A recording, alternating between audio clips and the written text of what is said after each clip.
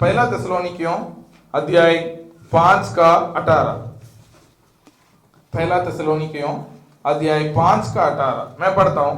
हर बात में धन्यवाद करो, क्योंकि तुम्हारे लिए मसीह यीशु में परमेश्वर का यही इच्छा है। हालेलुया। हर बात में धन्यवाद करो, क्योंकि तुम्हारे लिए, हमारे लिए मसीह यीशु में परमेश्वर का इच्छा वही है। हर बात में धन्यवाद करना है ना। एक और वचन पढ़ेंगे, फिलिपियों अध्याय 4 का 6।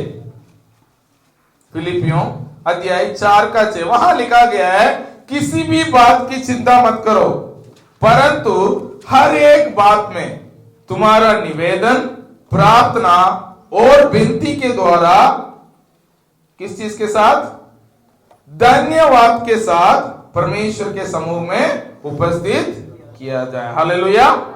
किसी भी बात को चिंता करने का जरूरत नहीं है। जो भी परिस्थिति में हम गुजर रहे हैं, उस परिस्थिति में भी हमें आभारी रहना चाहिए। ये कैसे हो सकता है?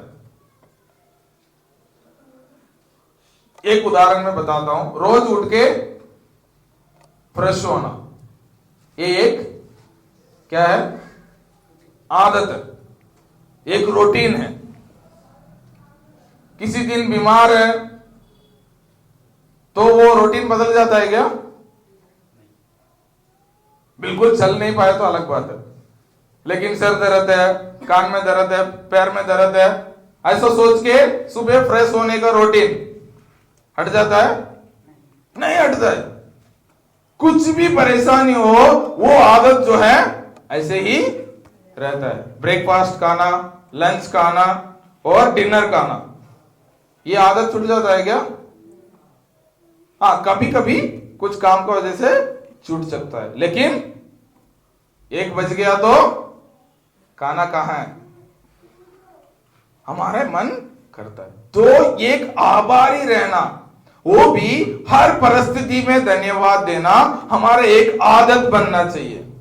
इसलिए यहां लिखा गया कि हर बात में तुम्हारे निवेदन, प्रार्थना और विनती के द्वारा धन्यवाद के साथ उपस्थित किया जाए। प्रार्थना करते हैं, ज्यादातर हमारा प्रार्थना क्या होता है? कंप्लेंट। बिजली विभाग को फोन करके क्या बोलते हैं? सर लाइट नहीं आ रही है, कब आएगी? घर में ये नहीं है, कब आएगी? हमारा प्रार्थना ज्यादातर। लेकिन हर परिस्थिति में जो हमारे पास है उसके लिए हमें धन्यवाद देना चाहिए। ये परमेश्वर का इच्छा यही है।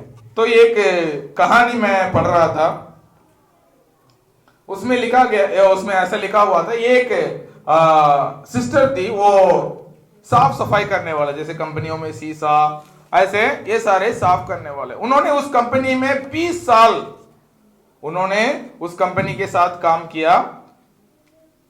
उसके बाद एक दिन उसका कंपनी का मालिक चेंज हो गया।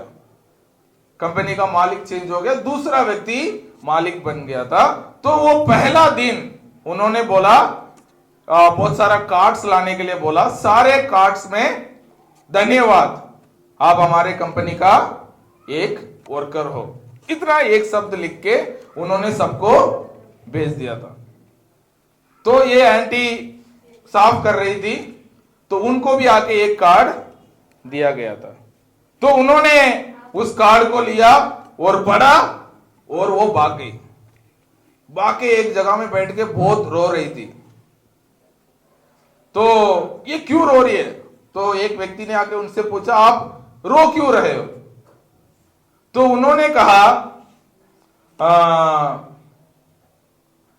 इसलिए मैं रो रहा हूं, मैं 20 साल इस कंपनी से मैंने काम किया, लेकिन एक शब्द भी ना मालिक से ना मेरे ऊपर किसी से वो ये नहीं बोले कि आपको धन्यवाद, आप इस कंपनी में काम किया। लेकिन आज मैंने ये निर्णय करके आया, ये मेरे लिए बहुत अच्छा मौका है, आज मैं इस कंपनी को छोड़ दूंगा।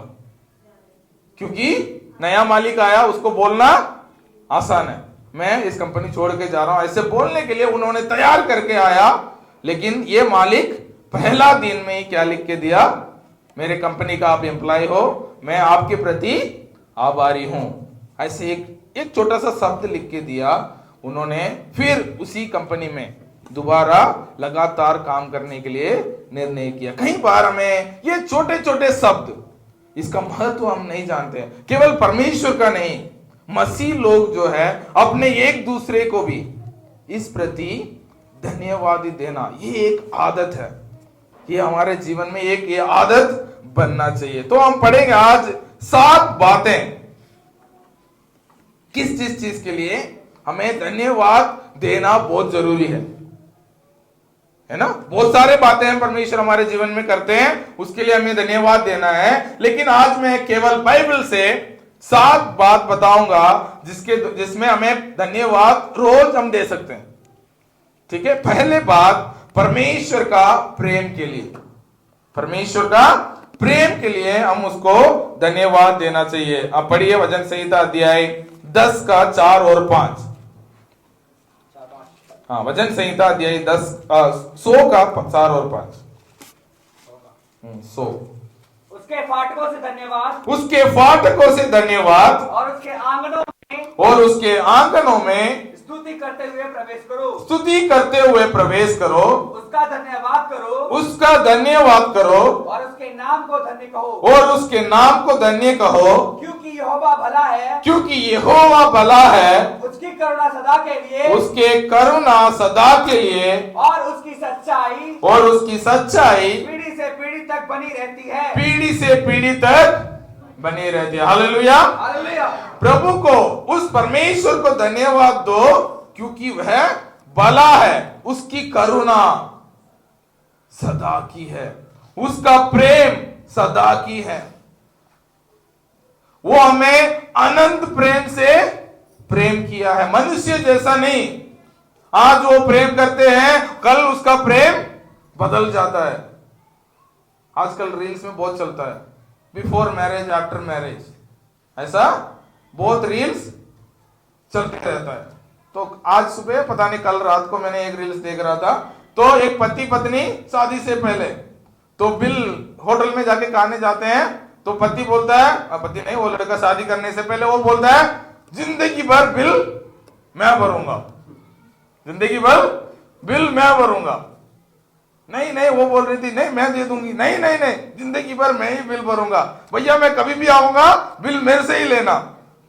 फिर उसके बाद आफ्टर मैरिज दिखाते हैं, बिल वाला आता है, ये हाथ धोता है, हाँ, ऐसे नीचे देख के, वो जो नींबू पानी में हाथ धोते हैं ना, वो धोते रहता है।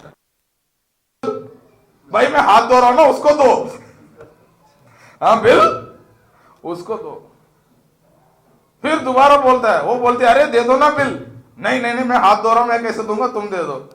क्योंकि वो, लेकिन वायदा क्या किया, जिंदगी भर बिल मैं ही दूंगा। बदल जाता है मनुष्य का प्रेम, मनुष्य के बात, मनुष्य को शब्द बदल जाते हैं। लेकिन वचन में लिखा गया है परमेश्वर का करुणा, यहोवा का करुणा, वो भला है, वो सदा भला रहता है, उसकी करुणा सदा की है, उसकी करुणा में कई बदलावट नहीं होती। एक और वचन पढ़ेंगे, वचन संहिता अध्याय 106 का 1। यहोवा की स्तुति करो, यहोवा की स्तुति करो, यहोवा का धन्यवाद करो, यहोवा का धन्यवाद करो, क्योंकि वह भला है, क्योंकि वह भला है, और उसकी करुणा सदा की है, और उसकी करुणा सदा की है। यदि वचन संहिता को हम देखते हैं, वहीं कई वचन, ये वचन बार बार आप रिपीट होते हुए देखते हैं। क्यों? क्योंकि दाऊद समझ चुका था, क्योंकि परमेश्वर का प्रेम के प्रति मैं कितने भी परमेश्वर को प्रति आभारी रहूं वो कम है। यदि एक अध्याय आप पूरा पढ़ते हैं, उस अध्याय पूरा यही कहते जाता है, उसकी करुणा सदा की है, उसने हमें मिस्रियों से बचाया, उसकी करुणा सदा की है, उन्होंने ये किया मेरे जीवन में, कानान देश में प्रवेश कराया, हमारे परदादाओं को परमेश्वर ने बचाया। ये सारे बातों को उनको याद करके हुए वो लास्ट में कहता है कि उसकी करुणा सदा की है। वो परमेश्वर के प्रति आभारी रहना। तो परमेश्वर के प्रति पहले बात हमें उसके प्रेम की प्रति आभारी रहना, क्योंकि केवल एक ही व्यक्ति है जिसका प्रेम में कोई बदलावट नहीं है वो परमेश्वर का। आप घर में जाके पढ़ सकते हैं, वचन संहिता 107 का 15 में भी लिखा गया है, उसकी करुणा के कारण उसकी धन्यवाद करो। हालेलुया। उसके बाद दूसरी बात, परमेश्वर ने जो हमारे लिए हमारे जरूरतों को पूरा करते हैं, इसलिए हमें परमेश्वर को प्रति आभारी रहना चाहिए। वो हमारे हर जरूरतों को अपने स्वर्गीय भंडार से पूरा करता है, इसलिए हम परमेश्वर के प्रति आभारी रहना चाहिए। आप पढ़ेंगे एफिसियों अध्याय 5 का 19 और 20। एफिसियों अध्याय 5 का 19 और 20।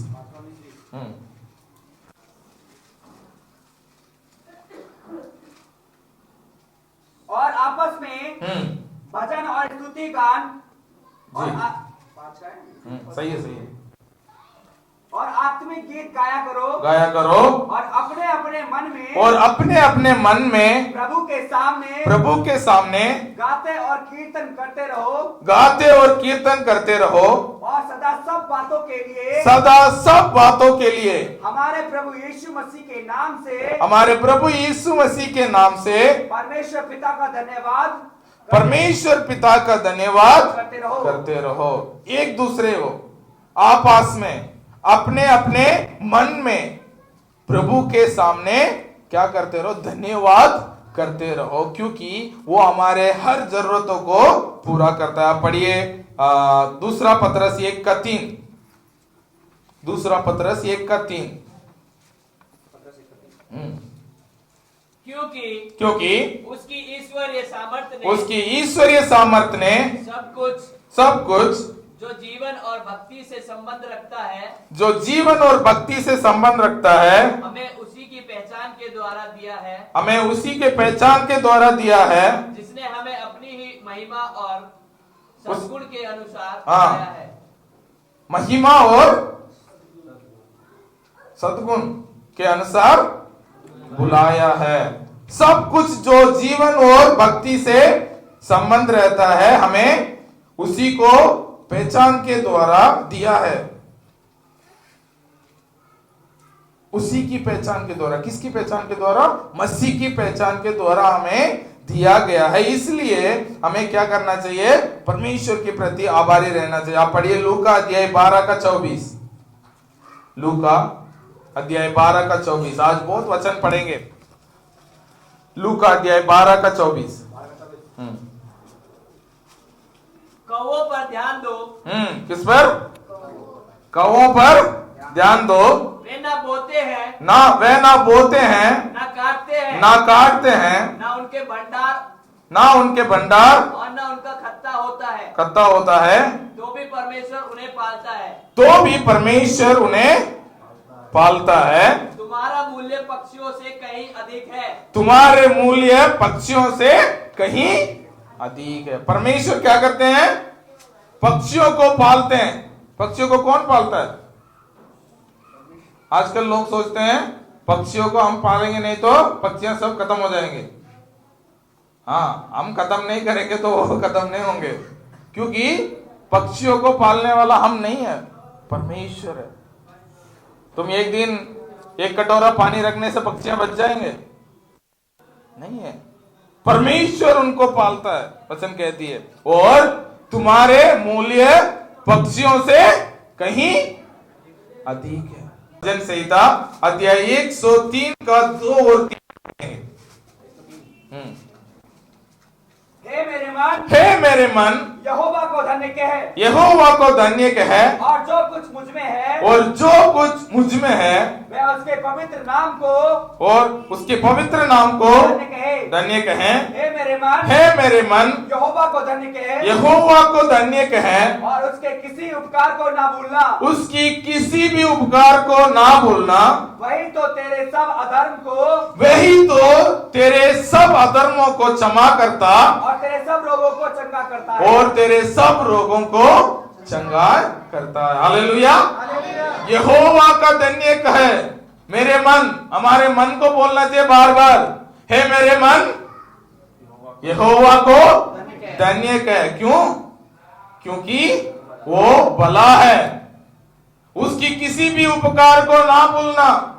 परमेश्वर ने हमारे जीवन में जो किया है, किसी भी चीज को नहीं भूलना, हमें आभारी रहना। विशेष करके वही तो हमारे सारे अधर्मों को क्षमा करता। हालेलुया। वो हमारे सारे अधर्मों को क्षमा करता। एक और वचन मेरे को याद आया, यशाया अध्याय 1 का 12 शायद। तब तुम शायद आपके पाप लाल 18। यहोवा कहता है, यहोवा कहता है, आओ हम आपस में वाद विवाद करें।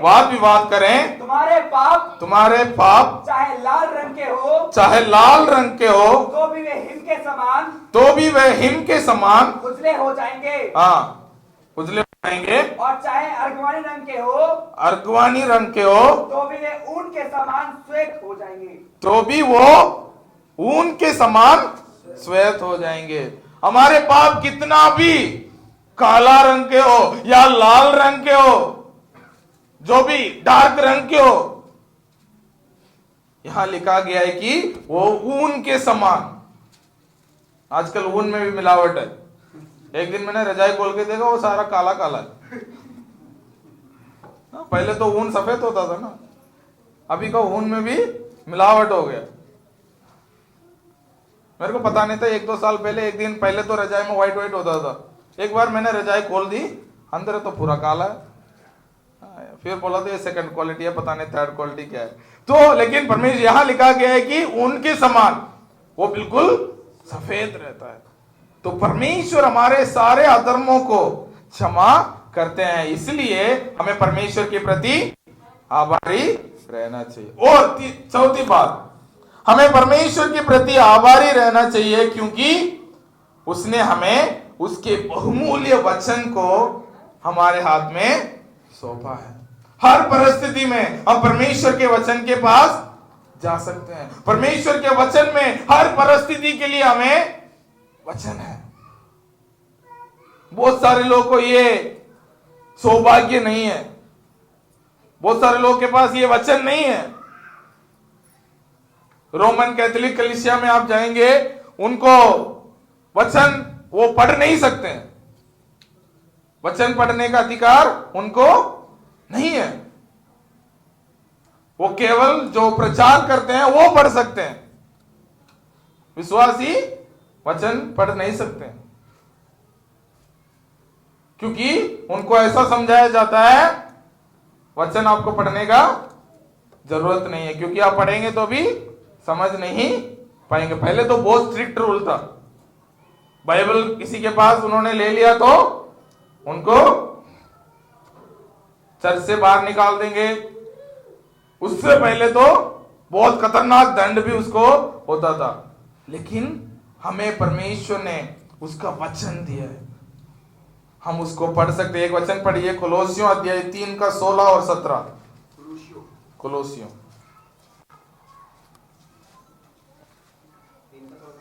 3 का 16 और 17। मसीह के वचन को अपने हृदय में अधिकाई से बसने दो और सिद्ध ज्ञान सहित एक दूसरे को सिखाओ और चिताओ और अपने अपने मन में अनुग्रह के साथ परमेश्वर के लिए भजन और स्तुतिगान और आत्मिक गीत गाओ। वचन में या काम में जो कुछ भी करो सब प्रभु यीशु मसीह के नाम से करो और उसके द्वारा परमेश्वर पिता को धन्यवाद करो। हालेलुया। मसीह के वचन को अपने हृदय में अतिकाय से बसने दो। मतलब जितना भर सकता है उतना भर लो, क्योंकि जब कठिनाई आती है उस समय में बाइबल में ढूंढेंगे तो वचन मिलता है? नहीं मिलता है। वचन नहीं मिलता है उस समय में ढूंढेंगे तो। हालेलुया। नींद आ रहा है लग रहा है। ठीक है, जितना वचन को हमारे हृदय में रख सकते हैं उतना रखें, ताकि जिस समय में काम आना चाहिए उस समय में वो आएगा। कई बार हम बोलते हैं परमेश्वर हमसे बात नहीं करते हैं। क्यों बात नहीं करते हैं? क्योंकि उसके वचन हम में नहीं है। हर परिस्थिति के लिए वचन है बाइबल में। यदि परमेश्वर हमसे बात नहीं कर रहे हैं, इसका मतलब हम वचन नहीं पढ़ रहे हैं। कोई भी परिस्थिति हो, हम घुटने में जाते ही परमेश्वर उस परिस्थिति के लिए उसके वचन को याद दिलाते हैं। मेरे को आज भी कोई भी परिस्थिति हो, मेरे को पहला वचन, एक वचन याद आता है, यहोवा भला है। हालेलुया। ये याद आ गया, फिर उसके बाद आपको दूसरी बात धीरे धीरे याद आ जाएंगे। क्योंकि पहले बात शैतान हमारे मन में क्या डालता है? परमेश्वर तुम्हारे साथ नहीं है। ठीक है, तो परमेश्वर भला है, परमेश्वर हमारे साथ है। ये सारे वायदाएं हमारे जीवन में हर परिस्थिति में याद होना चाहिए। को जितना अधिक से अधिक, किसी का 2 GB का मेमोरी होगा, किसी का 10 GB, किसी का 50 GB, किसी का 100 GB, लेकिन ऐसा किसी का मेमोरी नहीं है जहां कम से कम 100 वचन रखने का जगह ना हो। ऐसा कोई भी नहीं बोल सकता। कम से कम इतना जीबी तो सबको होता है। आजकल 1 GB से छोटा मोबाइल बनता है? शायद नहीं बनता है। स्मार्टफोन जो आता है तो ही आजकल तो 2 GB से ऊपर ही आता है। 1 GB का मोबाइल खत्म हो गया। हम ये नहीं बोल सकते हैं मेरा मन में परमेश्वर का वचन नहीं रहता। एक वचन को 1 महीना पढ़ते रहेंगे, वो वहां सेट हो जाएगा। ऐसे 100 दिन में, हाँ 100 वचन तो मुश्किल है, लेकिन हाँ किसी का जीबी ज्यादा है वो भर सकते हैं। लेकिन कम से कम 1 हफ्ते 1 वचन है तो भी 1 साल में 52 वचन हो गया। लेकिन हम पढ़ेंगे तब ना। हमारे पास कभी कभी तो 1 वचन पढ़ने के लिए भी समय नहीं है। फिर तब कठिनाई आती है, दौड़ दौड़ के पास्टर जी को फोन करेंगे, तो पास्टर जी फिर वचन बोलेंगे, फिर प्रार्थना करेंगे, तब क्या होगा? अच्छा ठीक है, ये वचन हाँ कभी तो सुना है, ये तो सुना वचन लग रहा है, लेकिन हमारे मन में उस समय में नहीं रहता। इसलिए परमेश्वर ने अपने वचन हमें दिया है, इसलिए हमें उसके प्रति आभारी रहना चाहिए। उसके बाद एक वचन संहिता दिया 119 का 5, 105, तेरा वचन मेरे पांव के लिए दीपक और मेरे मार्ग के लिए उजियाला है। हालेलुया। तेरे वचन, परमेश्वर के वचन हमारे पांव के लिए दीपक और हमारे मार्ग के लिए उजियाला। इसलिए परमेश्वर के वचन के लिए परमेश्वर आपने उस बहुमूल्य वचन को आपने हमें दिया, इसलिए मैं आपके प्रति आभारी हूं। उसके बाद 5वां, परमेश्वर का इस सृष्टि के प्रति हमें आभारी रहना चाहिए। परमेश्वर के इस सृष्टि के प्रति हमें आभारी रहना चाहिए। आप पढ़िए वचन संहिता अध्याय 136 का 3 से 9। वचन संहिता, जो प्रभुओं का प्रभु है, जो प्रभुओं का प्रभु है, उसका धन्यवाद करो, उसका धन्यवाद करो, उसकी करुणा सदा की है, उसकी करुणा सदा की है, उसको छोड़कर कोई बड़े बड़े आश्चर्य कर्म नहीं करता, कोई बड़े बड़े आश्चर्य कर्म नहीं करता, उसकी करुणा सदा की है, उसकी करुणा सदा की है, उसने अपनी बुद्धि से आकाश बनाया, उसने अपने बुद्धि से आकाश बनाया, उसकी करुणा सदा की है, उसकी करुणा सदा की है। उसने पृथ्वी को जल के ऊपर फैलाया है। उसने पृथ्वी को जल के ऊपर फैलाया है। उसकी करुणा सदा की है। उसकी करुणा सदा की है। उसने बड़ी बड़ी ज्योतियां बनाई। उसने बड़ी बड़ी ज्योतियां बनाई। उसकी करुणा सदा की है। उसकी करुणा सदा की है। दिन पर प्रभुता करने के लिए सूर्य दिन को पर बनाया। प्रभुता करने के लिए सूर्य को बनाया। उसकी करुणा सदा की है। उसकी करुणा सदा की है। और रात पर प्रभुता करने के लिए चंद्रमा को बनाया। और रात पर प्रभुता करने के लिए चंद्रमा को बनाया। और तारागण को बनाया। और तारागण को बनाया। उसकी करुणा सदा की है। उसकी करुणा सदा की है। हालेलुया। हालेलुया। ये परमेश्वर का सृष्टि है। वो अभी भी परमेश्वर ने क्या बोला वो ही करते रहती है। रोज सुबह तुम्हें धूप देना है, जब बोला था 4000 साल पहले, 4-5 हजार साल पहले परमेश्वर ने बोला सूर्य को बनाया, दिन को प्रभुता करो, चंद्रमा और तारागण को रात को ज्योति दो।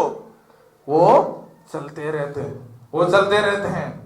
तो परमेश्वर ने उस महान, इसमें लिखा है कि अपनी बुद्धि से आकाश को बनाया और क्या किया, पृथ्वी को जल के ऊपर फैला दिया। पृथ्वी का नीचे क्या है? हाँ, पानी है। आपका ये पानी कहां से आता है? सुबह सुबह गरम गरम पानी मोटर ऑन करते, कहां से? हाँ, नीचे से। आपको सोच सकते हैं क्या, पानी है उसके ऊपर टाइल्स बिछा देंगे? पानी के ऊपर नहीं बिछा सकते। हाँ, आजकल समुद्र के अंदर टनल बना रहे हैं, रोड बना रहे हैं, वो सब ठीक है, लेकिन परमेश्वर ने जो बनाया, हाँ, कल हमने देखा था, अंदर क्या है, आवाज आ रही है, आवाज आ रही, आवाज तो आएगी, हाँ, लेकिन वो नरक की आवाज है, वो थोड़ा सा सोचने वाली बात है। कुछ भी प्रूव करने के लिए, लोगों को डराने के लिए, धमकाने के लिए, अब बोलो नरक बोलते तो सबको डर है। अभी क्या, वहां से आवाज आ रही है, वहां चिल्ला रहे हैं, वहां रो रहे हैं, आवाज तो आ रही है। आवाज क्योंकि परमेश्वर ने बनाया। भूकंप होती है तो वहां नीचे प्लेट्स होते हैं, वो हिलते हैं, हाँ, वो हिलने का समय में आवाज आएगी, वो प्लेट्स हिलते हैं, इसलिए तो भूकंप आती है। मैंने सुना था पिछले हफ्ता कोई बोल रहे थे 2 बजे भूकंप आया, स्टेटस में ना, सुबह उठ के स्टेटस देख रहा हूं भूकंप आया। मैंने बोला था हमने तो अच्छा से सोया अपने लोगों को अच्छे नींद देता है, हाँ, लेकिन जो 2-2 बजे तक नहीं सोए उन्होंने महसूस किया जो टाइम पे सो जाते हैं उनको कुछ पता नहीं चला। तो क्या होता है, क्योंकि वो नीचे प्लेट हिलते हैं, तो किसी ने खोदा होगा उस समय में, प्लेट्स हिल रहे होंगे तो उनको आवाज आई। अभी वहां नरक है, लेकिन वचन में ये कहती है वहां क्या है, पानी है। परमेश्वर ने वो बनाया है, उसके बाद स्टेप स्टेप करके परमेश्वर ने बिछाई है, पत्थर, उसके ऊपर रेत, उसके ऊपर पत्थर, उसके ऊपर रेत, सबसे नीचे पानी। ये परमेश्वर ने बिछाई है, यहां लिखा गया है, ये परमेश्वर ने अपने बुद्धि से ये बनाया है। तो परमेश्वर का उसके लिए हमें धन्यवाद देना चाहिए। परमेश्वर ने जो बनाई है उसके प्रति हमें आभारी रहना चाहिए। रोज हमें धूप मिलती है, जब हम तरसते हैं बारिश के लिए, बारिश आ जाती है, तब हम सोचते हैं सर्दी में धूप आ जाए। आज उठते हैं, मेरे भाई डोर खोलते हैं, आज धूप आ रहा है। तो हम परमेश्वर को, उसकी रचना के प्रति आभारी रहना चाहिए। उसके बाद परमेश्वर ने अपने लोगों को हमें दिया है, परमेश्वर के जन के लिए हमें प्रति अभी आभारी रहना चाहिए। परमेश्वर ने ऐसे लोगों को हमें दिया है, हमें एक परिवार बनाया है, हमें उसके प्रति आभारी रहना चाहिए। हम पढ़ेंगे 1 थिस्सलुनीकियों अध्याय 1-2। यदि पौलुस को हम कोई भी पुस्तक पढ़ते हैं, शुरू में वो जरूर ये बोलते हैं, आप पढ़िए 1 थिस्सलुनीकियों अध्याय 1-2। हम अपनी प्रार्थनाओं में तुम्हें स्मरण करते हैं तुम्हें स्मरण करते हैं और सदा तुम सबके विषय में परमेश्वर का धन्यवाद करते हैं और तुम सबके विषय में परमेश्वर को धन्यवाद देते हैं और अपने परमेश्वर और पिता के सामने। ठीक है, ठीक है। वहां लिखा गया कि हम अपनी प्रार्थनाओं में तुम्हें स्मरण करते हैं और सदा तुम सबके लिए परमेश्वर को धन्यवाद करते हैं। पौलुस क्या कहते हैं? मैं तो आप सबके लिए परमेश्वर को धन्यवाद देता हूं। परमेश्वर ने इस कलीसिया को आपका इच्छा के अनुसार, आप पर उसकी इच्छा के अनुसार इस कलीसिया में आपको जोड़ा है। हम क्या करते हैं? परमेश्वर के धन्यवाद देने के बावजूद हम देना चाहिए हमें, हम क्या करते हैं? परमेश्वर को बोलते हैं अरे ऐसे ऐसे लोग कलीसिया में हैं, हम क्या करेंगे? क्या करेंगे? परमेश्वर ऐसे लोगों को कलीसिया में क्यों लाया? कलीसिया कैसे लोगों का एक झुंड है? विश्वासियों का एक झुंड है। परफेक्ट लोगों का झुंड है कहीं लिखा है? कलीसिया में परफेक्ट लोग मिलते हैं जो चर्च बदलते हैं ना, इस हफ्ता एक चर्च, अगले हफ्ता एक चर्च, एक साल एक चर्च, दूसरे साल एक चर्च। उनसे कभी भी पूछ लो, क्योंकि पास्टर के परिवार में होने के नाते मुझे पता है बहुत सारे लोग हमारे कलीसिया में नए नए लोग आते थे फिर जाते थे, तो उनसे पूछते हैं भाई कलीसिया छोड़ के क्यों चले जाते हो? अरे वहां ना पास्टर बहुत खराब है, वहां पास्टर बहुत खराब। मेरे को तो नहीं बोलते हैं, लेकिन जिस चर्च में जाते हैं, क्योंकि हम पास्टर के बच्चे हैं, बेटे हैं, हमें सारे पास चर्च में कनेक्शन रहती है। तो हमारे एक कंपटीशन चर्च था, हमारे घर से शायद 15-20 घर पार में एक चर्च था। तो उन दोनों हम दोनों चर्च का कंपटीशन, मतलब यहाँ से विश्वासी वहां चले जाते हैं, वहां से विश्वासी यहाँ आ जाते हैं, हम बोलने से भी वापस नहीं जाते हैं, लेकिन हम दोनों दोस्त है, दोनों पास्टर के बेटे दोस्त है। तो हम पूछते हैं वो विश्वासी आके क्या कर रहे थे, क्या कह रहे थे? वो कहता है अरे बोल रहे थे आपके बारे में, आपके पापा के बारे में बहुत बुराई कर रहे थे। तो कई बार क्या होता है, यही होता है रूटीन। कई बार अरे इनका तुम्हारा मम्मी है ना, उनके साथ कलीसिया आना तो बहुत मुश्किल है, ऐसे बहुत बार बोलते हैं। तो कई लोगों से मैं पूछता हूं आप कलीसिया क्यों नहीं आते हैं? वो बोलते हैं अरे पास्टरनी का कैरेक्टर के साथ तो हम कलीसिया में, अरे उस विश्वासी है ना, ऐसे लोगों के साथ हम कलीसिया संगति नहीं जा सकते। नहीं है, ऐसा नहीं है। ऐसा देखेंगे तो इस दुनिया में कोई परफेक्ट कलीसिया है क्या, जहां कोई भी सब लोग अच्छे हैं? ऐसा कोई भी कलीसिया नहीं है। लेकिन ऐसे लोग, ऐसे कमजोर के साथ जो लोग आते हैं, एक दूसरे को उत्साहित करते हुए, एक दूसरे को वचन के साथ उनको इनकरेज करते हुए हम क्या करते हैं?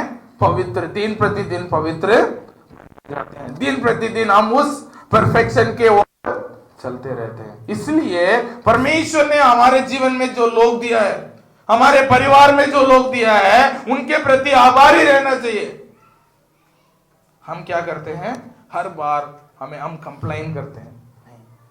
आज परमेश्वर ने एक योजना के साथ इस परिवार में, इस कलीसिया परिवार में आपको लाया है, तो परमेश्वर के प्रति, इन लोगों के प्रति रोज आप आभारी रहिए, है ना। एक वचन, एक कोटेशन मेरे को बहुत अच्छा है, तो एक मेरा दोस्त ने बार बार उसको स्टेटस लगाता है, जितने लोग मेरे बारे में बुराई करते हैं, बुराई करते करते मेरे लिए परफेक्ट होना चाहता हूं।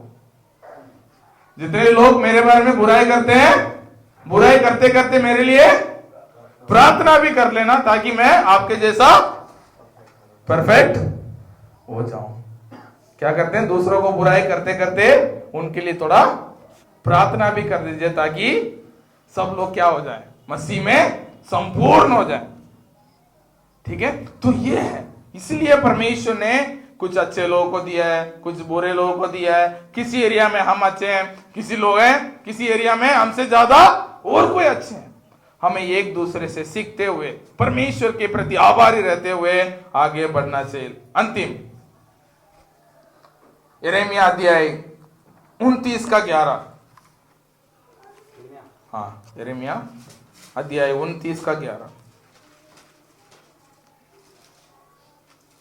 क्योंकि यहोवा की यह वाणी है, यहोवा की है वाणी है कि जो कल्पनाएं मैं तुम्हारे विषय करता हूँ, हाँ, मैं तुम्हारे विषय करता हूँ, उन्हें मैं जानता हूँ, वे हानि की नहीं, वरन कुशल ही की है। वरन कुशल की है। और अंत में तुम्हारी आशा पूरी करूंगा। परमेश्वर के योजनाओं के लिए धन्यवाद देना। परमेश्वर की योजनाएं महान है। यहां लिखा गया है कि जो कल्पनाएं मैं तुम्हारे विषय में करता हूं वह तुम्हारी हानि के लिए नहीं, तुम्हारी कुशल के लिए है। एक और वचन पढ़ लीजिएगा, वचन संहिता अध्याय 33 का 11 और 12।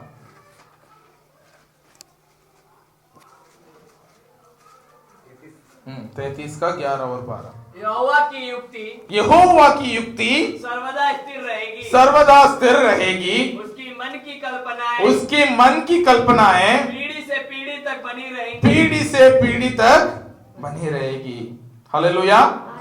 परमेश्वर की युक्तियां स्थिर रहती है। हमारे योजनाएं बदल जाती है, लेकिन परमेश्वर की योजनाएं, परमेश्वर की कल्पनाएं है ना। एक पिता होने के नाते हम अपने बच्चों के लिए बहुत कल्पनाएं करते हैं। हमारे बच्चे वैसे होना चाहिए, ऐसे होना चाहिए, उनके जीवन में ऐसे उन्नति चाहते हैं। वैसे ही हमारे परमेश्वर की पिता की कल्पनाएं हमारे लिए बहुत बड़ा है, बहुत महान है। हमारे कल्पनाएं बदल सकती है, लेकिन परमेश्वर की योजनाएं वो स्थिर रहती है और हमारे जीवन में जरूर पूरा होती है। इसलिए परमेश्वर की योजनाओं के लिए हमें धन्यवाद देना चाहिए। परमेश्वर आपकी योजना महान है मेरे जीवन के लिए। मैं आपकी योजनाओं के लिए धन्यवाद देता हूं। आपकी योजना मेरे जीवन में पूरा हो। अपने आप को परमेश्वर के हाथ में सौंपते हुए हर बात में परमेश्वर के प्रति आभारी रहना। तो 7 बात हमने आज देखा है। परमेश्वर की उस महान प्रेम के लिए, प्रेम की प्रति आभारी रहना। दूसरी बात, परमेश्वर ने हमारे हर जरूरतों को मसीह यीशु में पूरा करते हैं, इसलिए हम परमेश्वर के प्रति आभारी रहना चाहिए। तीसरी बात, हमारे हर अधर्मों को उन्होंने क्षमा किया है, इसलिए हम उसके प्रति आभारी रहना है। परमेश्वर ने अपने बहुमूल्य वचन को हमें दिया है, इसलिए हम परमेश्वर के प्रति आभारी रहना है। परमेश्वर के उस महान रचनाओं के लिए परमेश्वर के प्रति हमें आभारी रहना है। परमेश्वर ने अपने बहुमूल्य लहू से धुले हुए लोगों को परमेश्वर की कलीसिया में लेके आया है, उनके प्रति हमें आभारी रहना है। उसके बाद परमेश्वर की उस महान योजनाओं के प्रति आभारी रहना है। एक और बात, उस वचन को पढ़ते हुए हम खत्म करेंगे। 1 थिस्सलुनीकियों अध्याय 5 का 18। हर बात में धन्यवाद करो, क्योंकि तुम्हारे लिए मसीह यीशु में परमेश्वर का वही इच्छा है। हालेलुया। मसीह यीशु में परमेश्वर का इच्छा क्या है? क्या इच्छा है? हर बात में नुक्स निकालो। अच्छा, धन्यवाद करो। मेरे को लग रहा था नुक्स निकालो। हर बात में क्या करना है? धन्यवाद करना है। धन्यवाद करना है। कभी भी आपको नुक्स नजर आता है तो क्या बोल दो?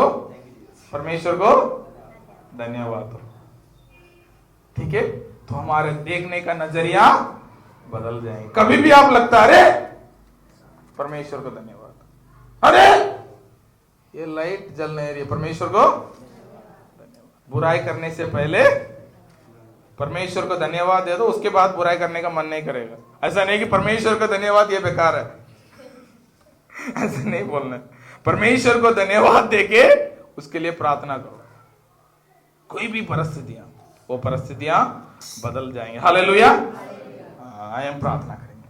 सुने हुए वचन के अनुसार परमेश्वर में आशीष दे। परमेश्वर उस वचन के अनुसार जीने के लिए, हर बातों में परमेश्वर के प्रति आभारी रहने के लिए, क्योंकि वही परमेश्वर का इच्छा है। परमेश्वर की इच्छा हमारे जीवन में पूरी होने पाए, परमेश्वर की योजनाएं हमारे जीवन में पूरी होने पाए, परमेश्वर की उस महान कल्पनाएं हमारे जीवन के द्वारा पूरी होने पाए।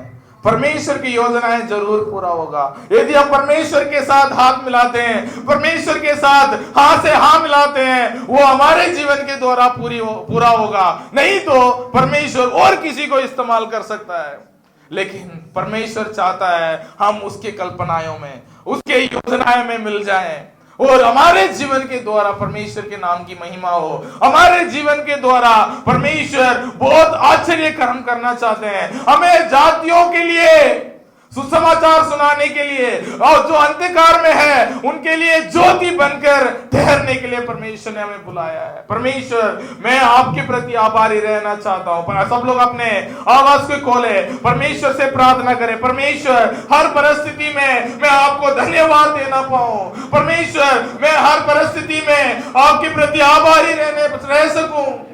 आइए हम प्रार्थना करेंगे। सब लोग अपनी आवाज खोले, थोड़े देर सब लोग चुप, कोई भी चुप ना रहे, प्रार्थना करेंगे। हालेलुया, धन्यवाद परमेश्वर। और कुछ नहीं कहना है, परमेश्वर को धन्यवाद दे। हालेलुया, धन्यवाद धन्यवाद धन्यवाद परमेश्वर। हालेलुया, आपके अनुग्रह के लिए धन्यवाद परमेश्वर, आपकी महान योजना के लिए धन्यवाद परमेश्वर। हालेलुया हालेलुया, धन्यवाद धन्यवाद धन्यवाद परमेश्वर। हालेलुया हालेलुया, धन्यवाद धन्यवाद धन्यवाद परमेश्वर, आपकी महान योजनाओं के लिए धन्यवाद, आपके महान योजनाओं के लिए धन्यवाद। हालेलुया हालेलुया, धन्यवाद परमेश्वर, आपकी योजनाएं महान है प्रभु जी, आपकी योजनाएं महान है प्रभु जी।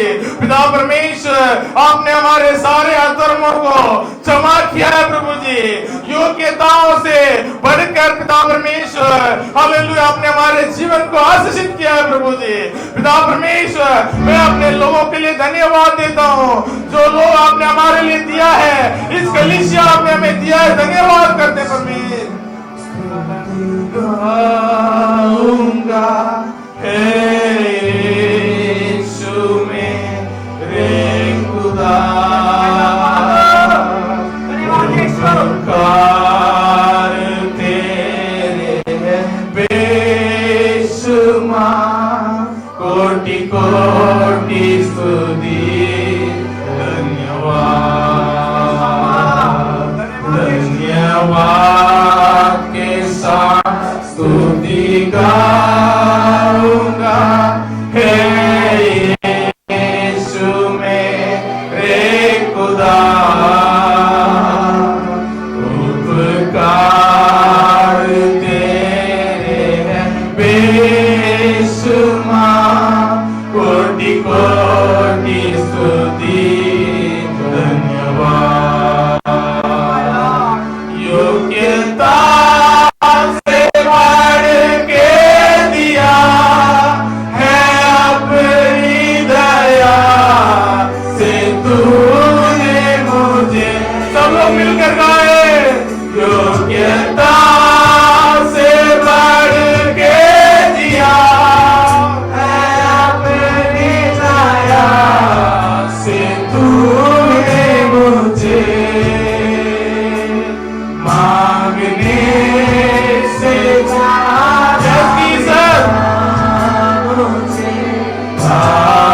आभारी हूँ प्रभु मेरा, मांगने से ज्यादा मिला मुझे, आभारी हूँ प्रभु में, धन्यवाद के साथ स्तुति गाऊं। सब लोग अपने आवाज उठा कर, यीशु मेरे खुदा, यस जीसस, उपकार तेरे हैं बेशुमार, कोटि कोटि स्तुति, धन्यवाद धन्यवाद के साथ